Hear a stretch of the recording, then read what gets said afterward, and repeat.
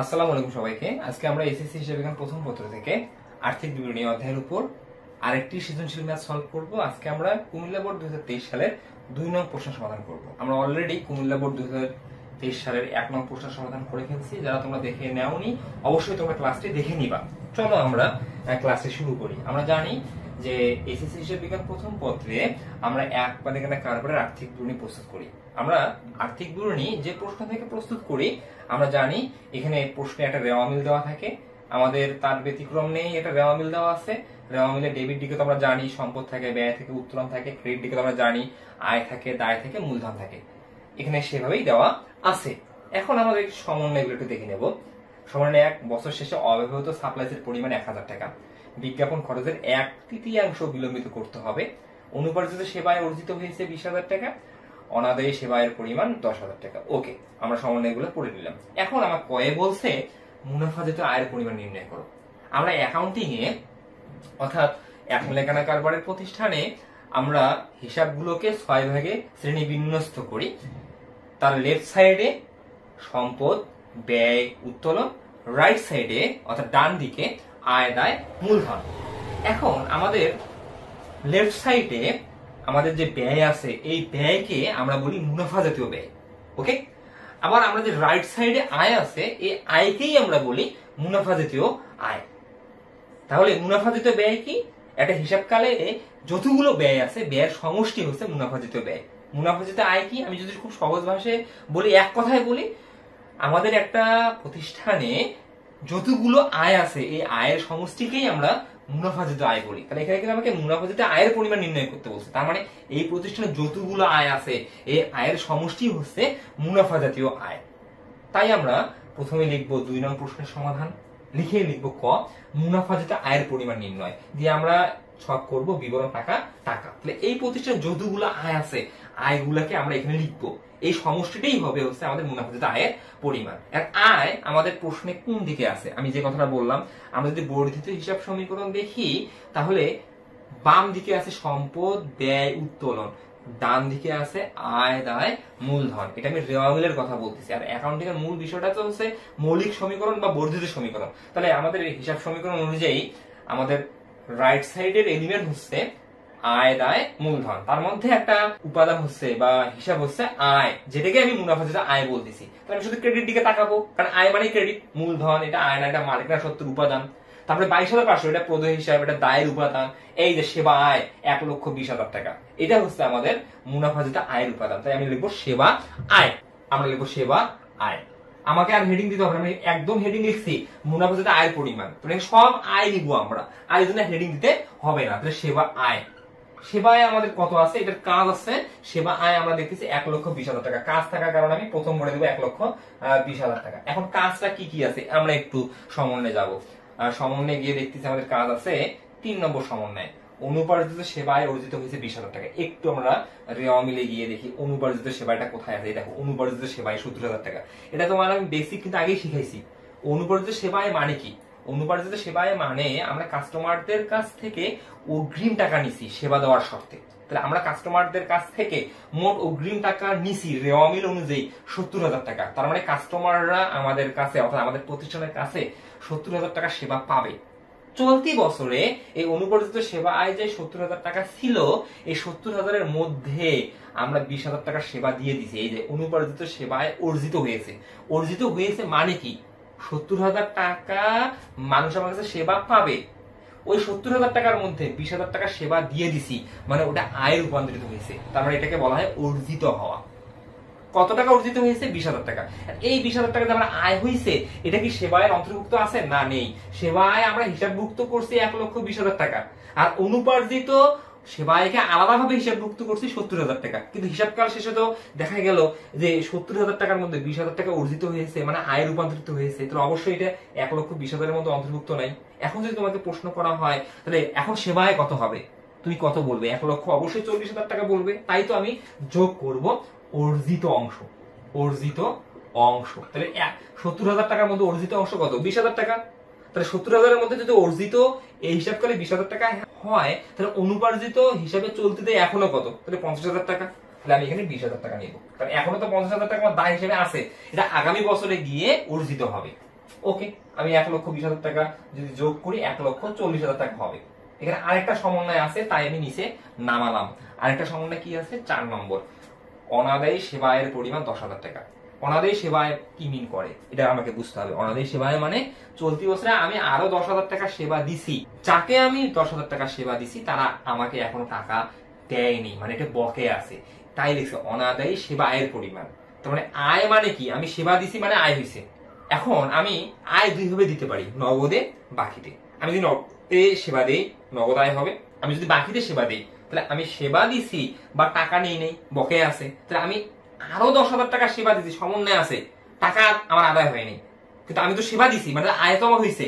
এই 10,000 টাকা কোথায় আছে? সমন্বয় আছে। সমন্বয় আছে মানে কি? এই 1,40,000 টাকার মধ্যে নাই, আমি তো সেবা দিছি, তাহলে আমার আয় কি বাড়বে না? অবশ্যই বাড়বে। তাই আমি লিখবো যোগ বকেয়া সেবা আয়। অনাদায়ী মানেই হচ্ছে বকেয়া, তাহলে বকেয়াটা আমি যোগ করবো। অনাদায়ী নামে লিখতে পারো, কোনো সমস্যা নেই। তাহলে আমি কত লিখবো? 10,000 টাকা। তাহলে আমাদের এই বছরে সেবা আয় মোট কত টাকা? 1,50,000 টাকা। এটাও কিন্তু আমার সৃজনশীল প্রশ্নের কয়ে আসতে পারতো যে সেবা আয়ের পরিমাণ নির্ণয় করো। ওকে, হিসাব বিজ্ঞানে প্রত্যেকটা লাইনই হচ্ছে এক একটা সৃজনশীল অংশ। হিসাব বিজ্ঞান তুমি যদি ভালোভাবে আয়ত্ত করো, ইনশাআল্লাহ তুমি সৃজনশীল অঙ্ক করতে কোনো ধরনের সমস্যার সম্মুখীন হবে না। ওকে ওকে, আমাদের সেবা আয় কিন্তু হয়ে গেল। এখন আমরা দেখবো অন্যান্য আমাদের প্রশ্নে আর কি কি আয় আছে সেবা আয় ব্যতীত, কারণ আমার আয় মানে তো ক্রেডিট। তাহলে আমাদের অনুপার্জিত হয়ে গেছে, এগুলো সব হয়ে গেল। এখন আমাদের আরেকটা আয় আছে যেটা আসলে স্পষ্ট আকারে নেই, এটা উজ্জ্বল আছে। সেটা কি? এই যে 10% বিনিয়োগ। আমরা এখানে হিসাব কার্ডে কিন্তু আমাদের 2022 সালের ডিসেম্বর 31, তার মানে আমরা 2022 সালের জানুয়ারি 1 থেকে ডিসেম্বর 31 তারিখ পর্যন্ত এই 12 মাসের ম্যাপটা করতেছি হিসাব কাল। ওকে, তাহলে আমরা এখানে দেখতেছি আমরা 10% সুদে বিনিয়োগ করছি। 10% সুদে বিনিয়োগ করা মানে কি? আমরা লাভের উপর টাকা খাটাইছি 1.5 লক্ষ টাকা। আমি লাভের উপর যে 1.5 লক্ষ টাকা দিছি, এই 1.5 লক্ষ টাকার উপর বাৎসরিক কত পার্সেন্ট আমি লাভ পাবো? 10%। এটাকে আমরা তো বিনিয়োগের সুদ বলি। বিনিয়োগের সুদ মানে তো আয়। যেহেতু আমি 1.5 লক্ষ টাকা 10% সুদে বিনিয়োগ করছি, কবে বিনিয়োগ করছি? 1 জুলাই। তাহলে আমি ডিসেম্বর 31 তারিখ পর্যন্ত 6 মাসের সুদ আমার তো আয় রূপান্তরিত হবে, অর্থাৎ আয় হবে। এটাকে আমরা কি বলি? বিনিয়োগের সুদ। তাই তো আমরা লিখবো বিনিয়োগের সুদ। তাহলে বিনিয়োগের সুদ আমাদের কত টাকা একটু আমি এখানেই দেখাচ্ছি। আমাদের হচ্ছে 1,50,000 টাকা। এর কত পার্সেন্ট কাটবো? আমি 10% কাটবো। তো 1,50,000 10% হবে 15,000 টাকা। আর এই 15,000 টাকা আমি নিব না কেন? আমি এই বছরে 1 জানুয়ারিতে বিনিয়োগ করিনি। যদি এই বছর আমি 1 জানুয়ারিতে বিনিয়োগ করতাম তাহলে 1 জানুয়ারি থেকে ডিসেম্বর 31 তারিখ পর্যন্ত, মানে আমার এখানে মূল পয়েন্টটা ডিসেম্বর 31 তারিখ পর্যন্ত কয় মাস, তো আমি মাসে সুদ নিব। তাহলে আমি যেহেতু 1 জুলাই বিনিয়োগ করছি, 1 জুলাই থেকে ডিসেম্বর 31 তারিখ পর্যন্ত 6 মাস, তাহলে এই 15,000 টাকা পার্সেন্ট মানে কি? 1 বছরের। এটাকে আমি কতদিন রূপান্তর করবো? 6 মাসে। তাই উপরে 6 নিচে 12, কারণ 1 বছরের টাকা 12 দিয়ে ভাগ করবো, 6 দিয়ে গুণ করবো, তাহলে আমি পাবো 7,500 টাকা। বাস। ওকে, এর বাইরে কি আমাদের আর কোনো আয় আছে? একটু দেখে নিই আমরা।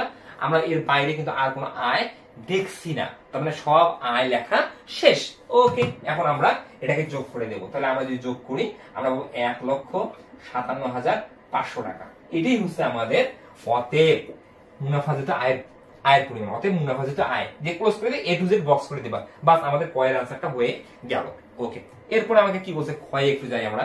নিট মুনাফা 1,33,700 টাকা ধরে 2022 সালের 31 ডিসেম্বর তারিখে মণিমালা সার্ভিস সেন্টারের দায় ও মালিকানা সত্ত্বের পরিমাণ নির্ণয় করো। তবে দায় ও মালিকানা সত্ত্ব আমি কোথায় নির্ণয় করি? আর্থিক অবস্থার বিবরণীতে। আর্থিক অবস্থার বিবরণী মানে কি? একটা নির্দিষ্ট তারিখে কারবারে আমাদের যে মৌলিক হিসাব সমীকরণটা আছে এইটা নির্ণয় করি। তার মানে একটা নির্দিষ্ট তারিখে আমার কারবারে মোট কত টাকা সম্পদ আছে, মোট কত টাকা দায় এবং মালিকানা সত্ত্ব আছে, এটা নির্ণয় করার জন্য আমরা আর্থিক অবস্থার বিবরণী প্রস্তুত করি। এখানে তোমাকে কিন্তু সরাসরি আর্থিক অবস্থার বিবরণী প্রস্তুত করতে বলে নাই, কিন্তু এনিয়ে বিনিয়ে আসলে ওইটাই বলছে।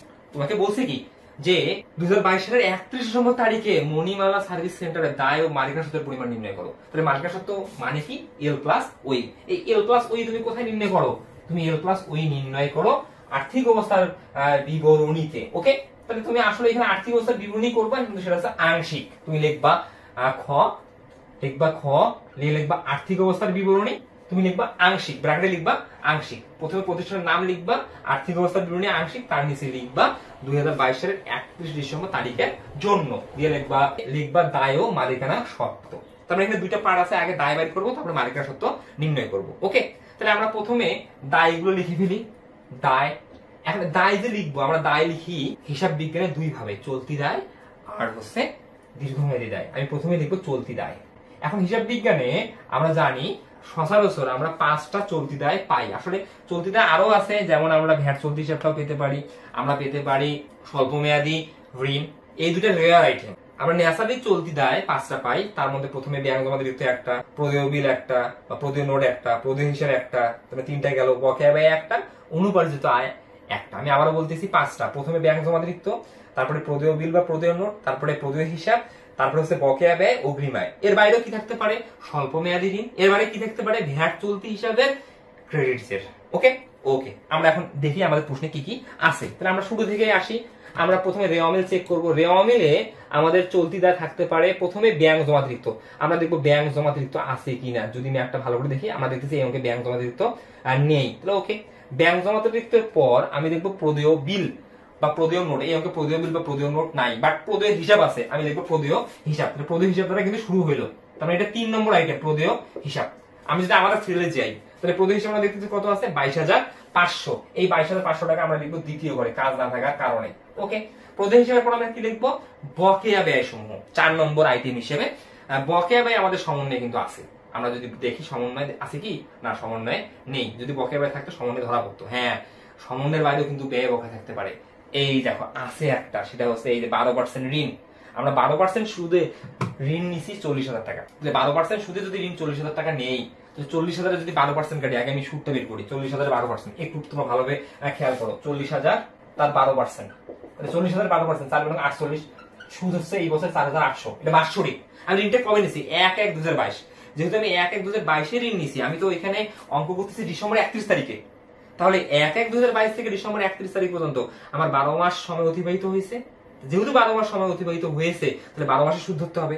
এখন প্রশ্ন হচ্ছে, আমি এই যে ঋণের সুদ বের করলাম 4,800, এই 4,800 টাকাই বকেয়া আছে না 1 টাকাও বকেয়া নেই? এটা সবচেয়ে গুরুত্বপূর্ণ পয়েন্ট। এটা কিন্তু আমরা অনেকে শিক্ষার্থী আছি গুলিয়ে ফেলি, যে আসলে আমরা বকেয়াটা নির্ণয় করবো কিভাবে। এটা খুব সহজেই তুমি মাথায় রাখতে পারবা। তুমি প্রথমে পার্সেন্ট কাটবা, 40,000 12%, 4,800 টাকা। তারপরে দেখবা তোমার রেওয়ামিলে ঋণের সুদ নামে কোনো দফা আছে কিনা। রেওয়ামিলে ঋণের সুদ নামে যে দফাটা থাকে, এখন ঠান্ডা মাথায় চিন্তা করো, এটাকে আমরা ঋণের সুদের নগদ অংশ বলি।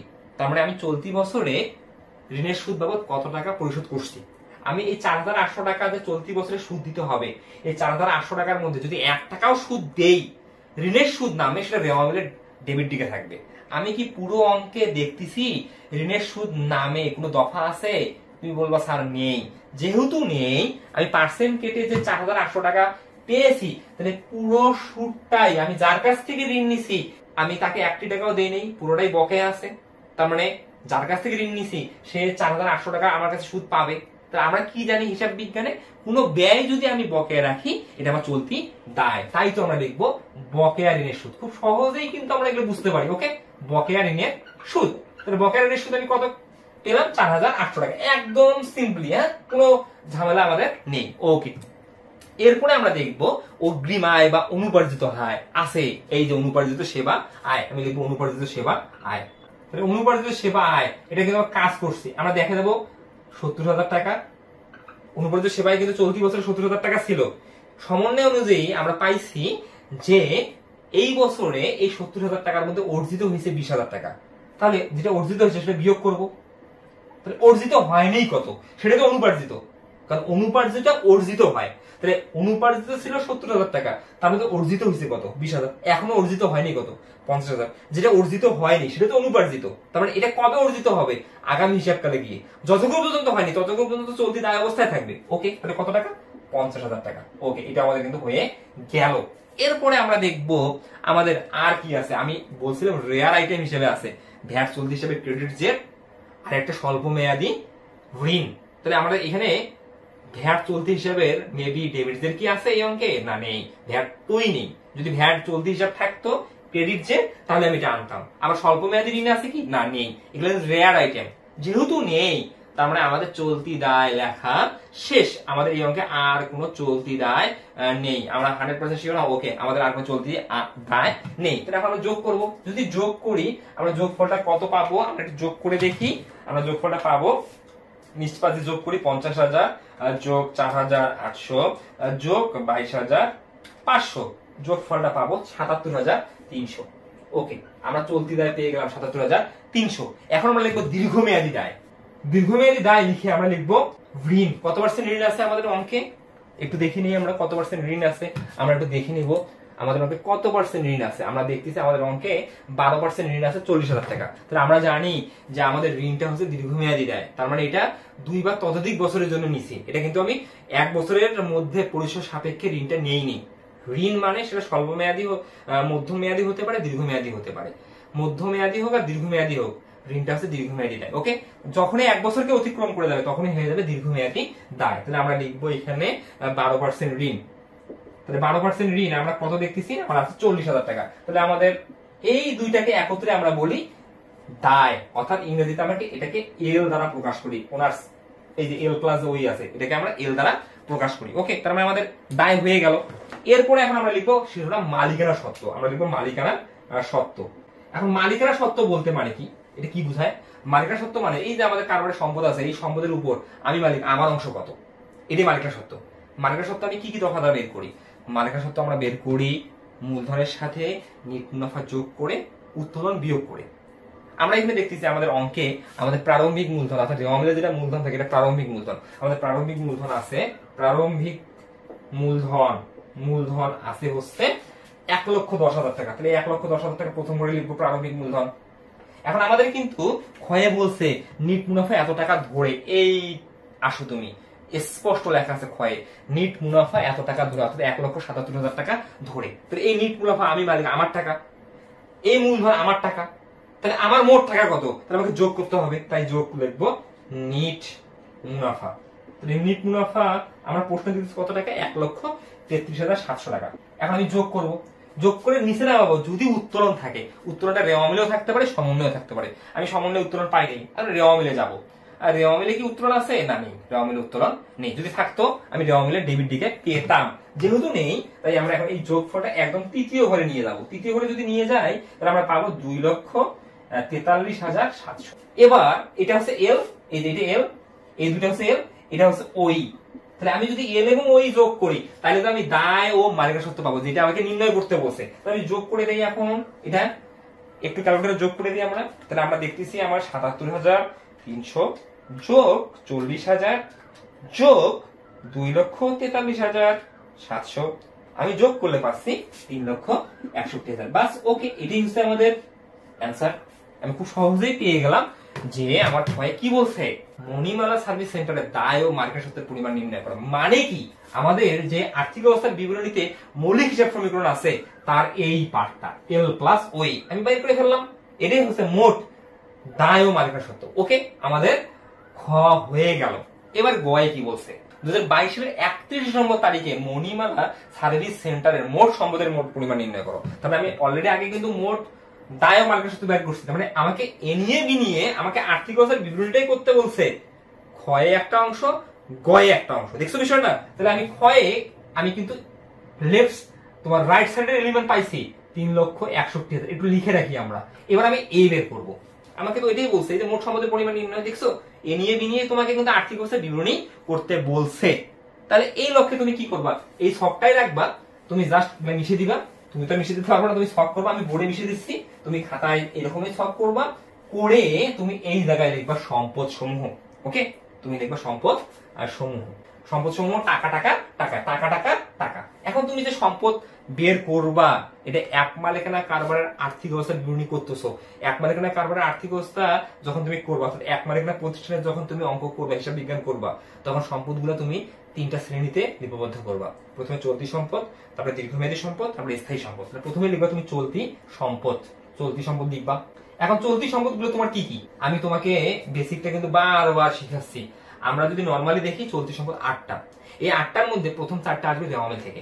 কি সেটা আমি দেখি একটু, রেওয়ামিল থেকে কি কি আসবে? রেওয়ামিল থেকে প্রথমেই আসবে, আমাকে জানা কিন্তু খুব জরুরি, রেওয়ামিল থেকে প্রথমেই আসবে নগদ তহবিল বা হাতে নগদ। আসলে আছে কি নগদ তহবিল বা হাতে নগদ? একটু দেখে নি, হ্যাঁ হাতে নগদ আছে। নগদ তহবিল বা হাতে নগদ একই কথা, হাতে নগদ আছে 90,000 টাকা। তাহলে আমি প্রথমে লিখবো হাতে নগদ কত টাকা লিখবো, 90,000 টাকা লিখবো দ্বিতীয় করে। বাস, ওকে, 1 নম্বর হিসেবে এসে গেল। এরপরে 2 নম্বরে রেওয়ামিল থেকে আসবে ব্যাংক জমা। এগুলো কিন্তু কখনোই ব্যতিক্রম হবে না, হাতে নগদ এবং ব্যাংক জমা কখনোই সমন্বয় থাকে না। হ্যাঁ, সমন্বয় তার কাজ থাকতে পারে কিন্তু পূর্ণাঙ্গভাবে থাকবে না, এটা সবসময় রেওয়ামিল থেকেই আসবে। তাহলে হাতে নগদ 90,000 টাকা রেওয়ামিলে। 2 নম্বরে দেখবো ব্যাংক জমা, যদি থাকে আমি রেওয়ামিলে পাবো, এই অঙ্কে নেই, বাতিল। তারপরে প্রাপ্য বিল বা প্রাপ্য নোট, এটাও রেওয়ামিলে থাকবে, এই অঙ্কে প্রাপ্য বিল বা প্রাপ্য নোট নেই, বাতিল। তারপরে একটা প্রাপ্য হিসাব আছে, এই যে প্রাপ্য হিসাব 30,000 টাকা, এর কি কোনো কাজ আছে সমন্বয়ে একটু দেখি তো আমরা, না কাজ নেই, কোনো কাজ নেই। যেহেতু কোনো কাজ নেই, ওকে কোনো সমস্যাও নেই, আমরা লিখবো এখন প্রাপ্য হিসাব, ওকে লিখবো প্রাপ্য হিসাব, প্রাপ্য হিসাব। তাহলে প্রাপ্য হিসাব আমরা কত লিখবো, কোনো কাজ নেই মানে দ্বিতীয় ঘরে 30,000 টাকা, ওকে আমরা লিখে ফেললাম। এরপরে আমরা 4 নম্বর কিন্তু অলরেডি শেষ, আমরা 5 নম্বর হিসেবে আনবো সমাপনী মজুদ পণ্য। এই অঙ্কে কি সমাপনী মজুদ পণ্য আছে? এই অঙ্কে সমাপনী মজুদ পণ্য নেই। আরেকটা বিষয়, এটা তো পণ্যের প্রতিষ্ঠানই না, এটা সেবামূলক প্রতিষ্ঠান, সমাপনী মজুদ পণ্য থাকার কোনো অপশন নেই, তার মানে বাতিল, 5 নম্বরটাও বাতিল। 6 নম্বরে কি আনবো, 6 নম্বরে আনবো আমি অগ্রিম ব্যয় সমূহ, অগ্রিম ব্যয় সমূহ। অগ্রিম ব্যয় আছে কিনা, হ্যাঁ আছে, এই দেখো অগ্রিম বেতন 15 মাস।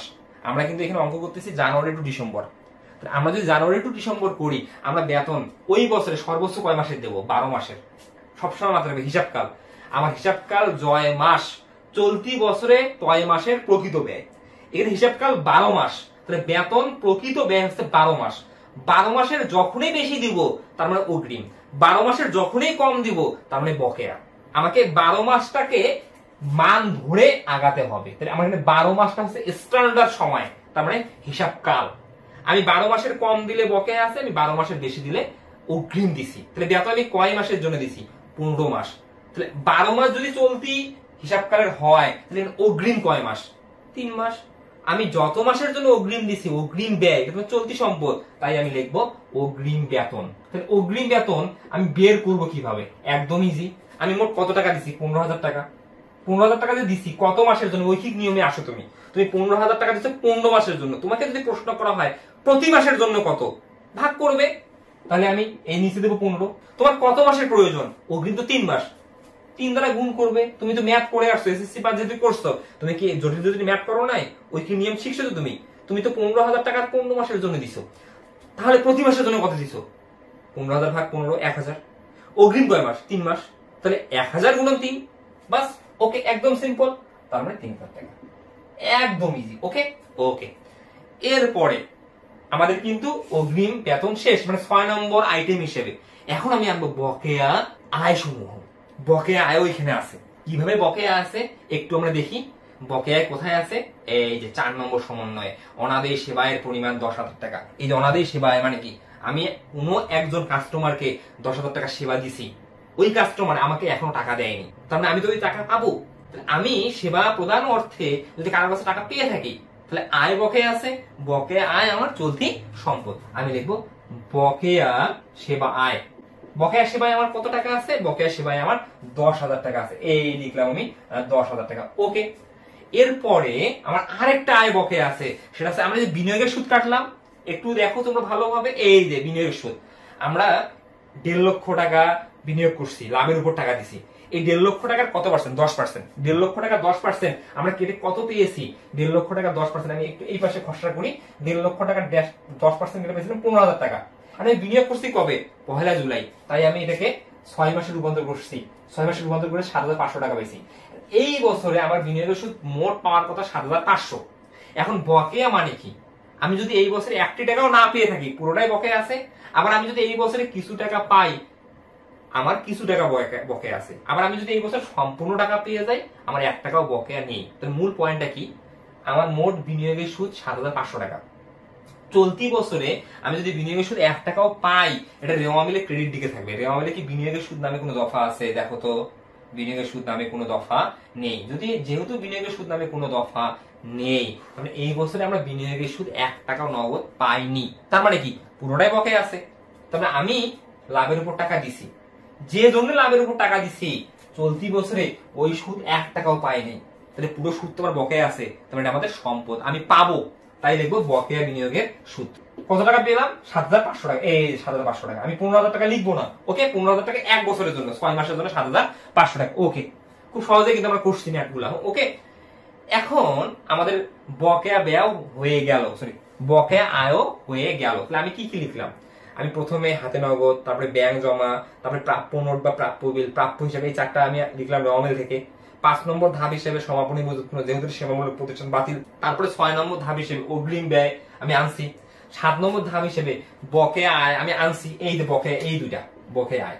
8 নম্বর ধাপ হিসাবে আমি অব্যবহৃত সাপ্লাইস বা সমাপনী সাপ্লাইস নিয়ে আসবো। আমাদের সমন্বয়ে আছে বছর শেষে অব্যবহৃত অফিস সাপ্লাইসের পরিমাণ 1000 টাকা। তাহলে অব্যবহৃত সাপ্লাইস, অব্যবহৃত সাপ্লাইস কত টাকা?